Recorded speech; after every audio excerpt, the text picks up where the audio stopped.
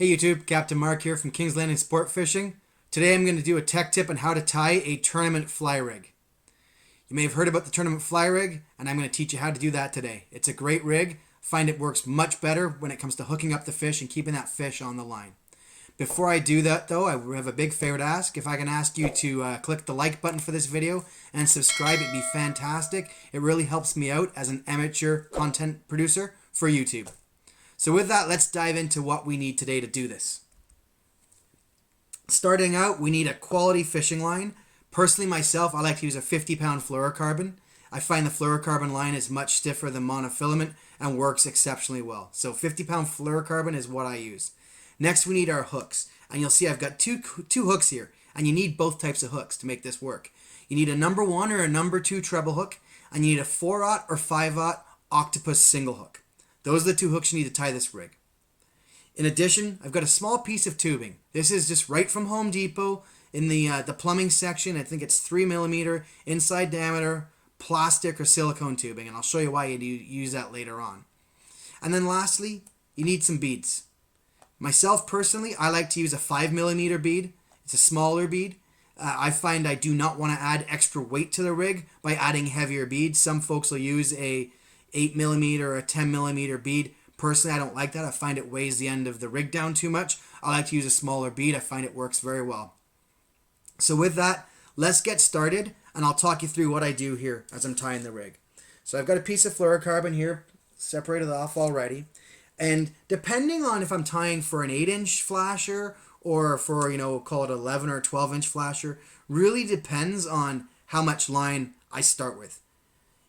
I'll usually start with, 4 to 5 times whatever the flasher size is of line to get me going. So if I'm starting with an 8-inch flasher, I'll probably start with 32 to 36 inches of line to get me going.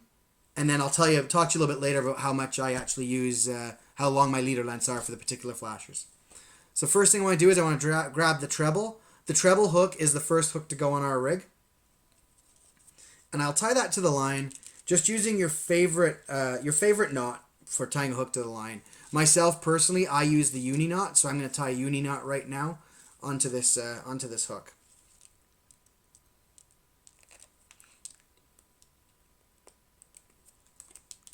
And there you go.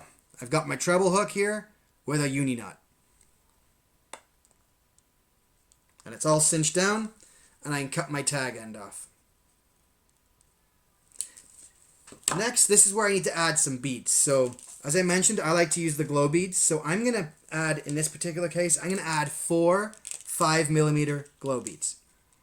So I'm just going to put those on the rig quickly.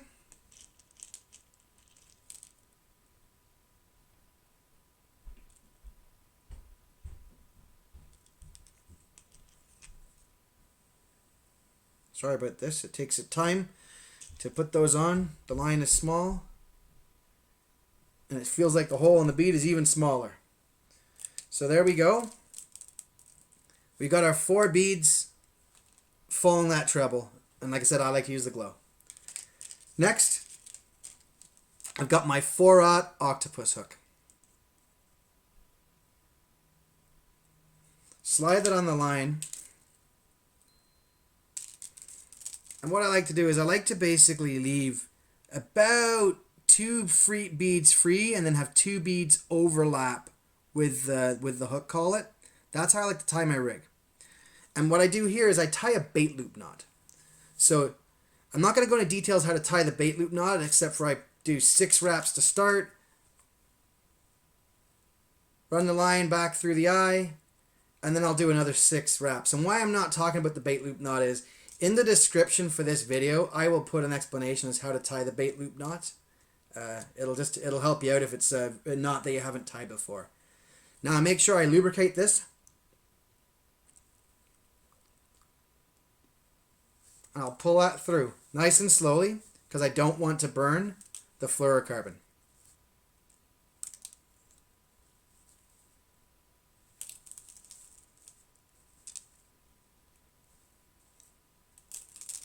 And now I cinch that down nice and tight.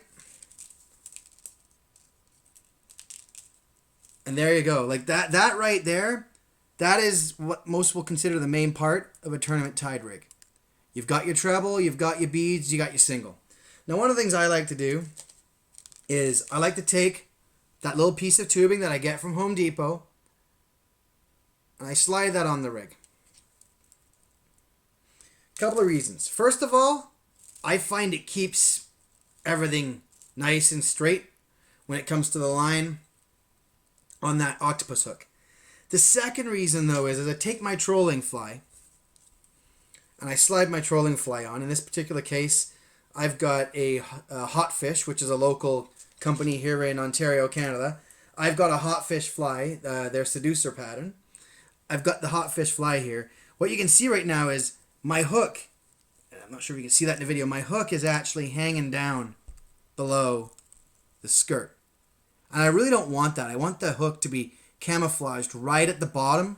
So what I can do in this particular case is I slide my fly up, and what I can actually do is I take that tubing and I just push it down a little bit more. The tubing actually acts as a spacer that I can move up and down to space out how the fly sits with my rig and my hooks. So now you can see, if I look at it and pull that in close for you, the hooks are right at the bottom of the skirt there. It's hard to see, but I'm showing you there. The hooks are right at the bottom of the skirt. Let me see if I can flip the camera here and show you. There we go. That's probably much better. Right at the bottom of the skirt are the hooks. And therefore, they're camouflaged. And that's important when you're running flies. I don't like to have a hook flopping around at the back of the fly. I like to be camouflaged in behind that fly rig. So that really, for the most part, is a tournament tide fly rig complete. Treble hook, 4 5mm beads, 4/0 octopus hook with a bait loop knot, 50-pound fluorocarbon, and your fly. In this particular case, I'm running a HotFish. Now, let's talk about leaders. So, this fly right here, it's blue-green with some UV.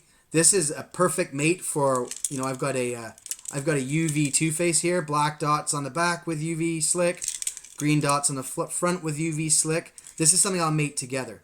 But what I do is, I like to run 3 times my leader length, 3 times my paddle length as my standard leader. So in this case, I've got an 8-inch flasher. That means I'm going to have a 24-inch leader on this particular fly. Now, the same goes for if I'm running a spin doctor. Exact same thing. Where I change this up is if I'm using a larger paddle, like an 11-inch. Similar thing, I can get away with a 33-inch. 33 to 36 inch is what I find I normally use an 11-inch. And then when I go to like a kingfisher on the back here, these paddles are about 12.5 inches. And, I do like to use about 40 inches of leader length on those. I find it is a more aggressive rig. But, I've had some pretty large kings come in on a kingfisher with fly combinations. So don't be afraid to give it a try. But it is a more aggressive offering to the fish. But that's how I do it. And if I'm on the boat and I'm in a rush and I got to tie a rig and I don't have a tape measure or something handy, it's actually pretty simple. I can take my fly, I can put it up against the paddle, and basically just measure it out. So in this particular case, running a 24-inch lead is actually 3 times the flasher. So I've got 1 times the flasher, pull it back, 2 times the flasher, 3 times the flasher, and then just tie on a regular loop knot. Nothing special at all. A regular loop knot, and I'm done. The only thing I do like to do after I've snipped off this tag end here is when I do go to connect that to my flasher here, I like to loop it over. I create almost like ears here, if you can see that. I create ears by looping that over, and then I will attach that to my clasp, and I'm done. Right there, I have a seducer fly behind a UV two-face chrome tournament tide. This is a great and deadly rig. One of the reasons I like the tournament tide rig versus a single treble is I have a theory that the kings often come in at the bait from the side and attack them from the side. And by having the 2 hooks, One of the hooks goes in the mouth, and typically one of the hooks goes under their chin. And I find it's a far better setup running the 2 hooks versus running the 1 hook. So that's a tournament tied flasher. As I mentioned, I'm in Toronto, Canada. I like to use HotFish Flies. They're excellent. Local guy here in Ontario. A couple of my favorite patterns for these guys. I've tied a Seducer today. This particular one here is a Nemesis. And if I think about 4 more that I use the Lucky Linda. It's a bit of a wacky fly. It's got, some chartreuse, some glow, some green, some pink. It's actually great. Mojo Rising is another one I really like. It's a lot of different greens. Morning Glory, which is, I call it a UV green with a glow. And lastly, I've got a Magician here, which is a few different greens with some glow. Another fly that works really, really well. I tell you, those 6 flies from HotFish, all I need on the boat when it comes to catching kings here in Lake Ontario on the North Shore out of Toronto. Fantastic flies, work extremely well. Hope you guys enjoyed this video today on how to tie a tournament fly rig. And if you did, please remember to like and subscribe to this video, and we'll see you on the water in the summer of 2021. Thanks so much and have a fantastic day.